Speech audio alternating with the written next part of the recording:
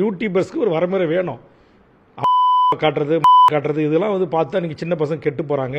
இன்றைக்கி கஞ்சா அடிக்கிறாங்க, தண்ணி அடிக்கிறாங்க, இளம் பெண்களை பாலியல் வல்லுறவுக்கு உள்ளாக்கப்படுறாங்க. 80 வயசு பாதியை குடிச்சிட்டு போதில் பிடிச்சி கட்டி பிடிக்கிறான், தூக்கிட்டு போகிறத வழக்கு பதிவு செய்து கைது செய்யப்பட்டிருக்காங்க.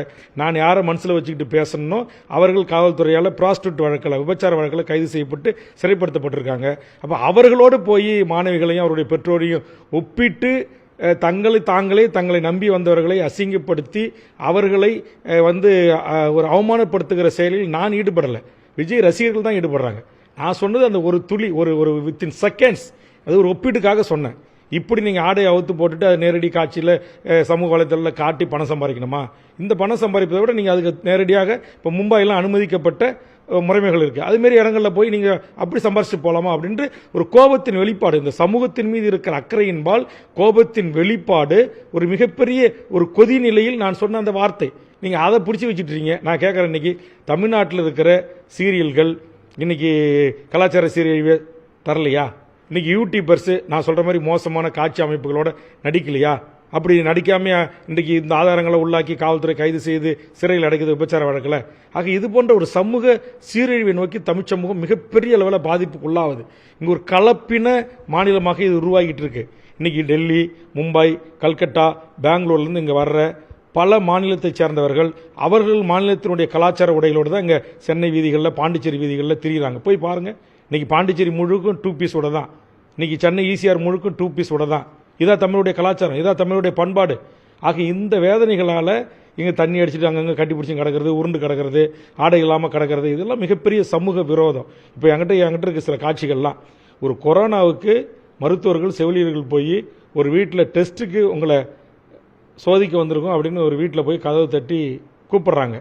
அந்த மருத்துவ அலுவலர்களை, செவிலியர்களை, அந்த டாக்டர்ஸை என்ன பேச்சு இழிவான வார்த்தைகளால் பேசி காது கொடுத்து கேட்க முடியாது.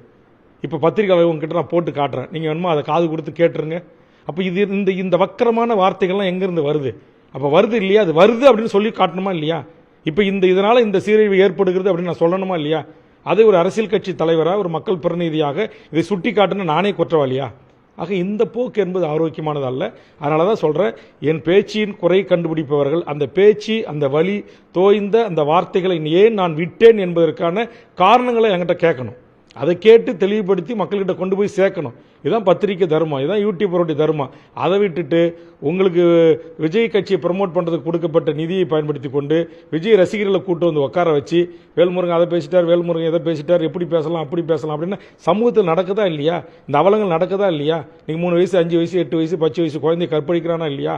இன்னைக்கு பெண் பிள்ளைகளுக்கு பாதுகாப்பு இருக்கா? ஆக இதை குறித்து வழியோட இதை மாற்றுவதற்கு நான் கேட்குறேன், இவ்வளவு பெண்களோட பழகிறவன், இவ்வளவு பெண்களுக்கு உதவி செய்கிறவன், இவ்வளவு இன்னைக்கு ஒரு மாவட்டத்துக்கு ஒரு மருத்துவக் கல்லூரி கொண்டு வரணும்னு பேசுகிறவன் யாருக்காக? மாணவர்களுக்காக தானே. மாவட்டத்துக்கு ஒரு பொறியியல் கல்லூரி கொண்டு வந்து என்னுடைய முயற்சி தானே. இன்னைக்கு தொகுதிக்கு ஒரு அரசு கலைக்கல்லூரி என்னுடைய முயற்சியில் தானே முதலமைச்சர் போய் அந்த தொகுதியில் கடந்த வாரம் அறிவிச்சாங்க, கடந்த மாதம். அப்போ இதையெல்லாம் செய்கிற வேல்முருகன் எப்படி என்னுடைய சக மாணவர்களை, என்னுடைய தாயை, என்னுடைய தந்தையை, என்னுடைய சகோதரிகளை நான் அக்கறத்தோடு இப்படி பேசுவேன்? இது வந்து ஒரு திருத்துவதற்கான, ஒரு மாற்றத்தை உருவாக்குவதற்காக இது போய் சமூகம் சீரழிஞ்சிக்கிட்டு இருக்கு.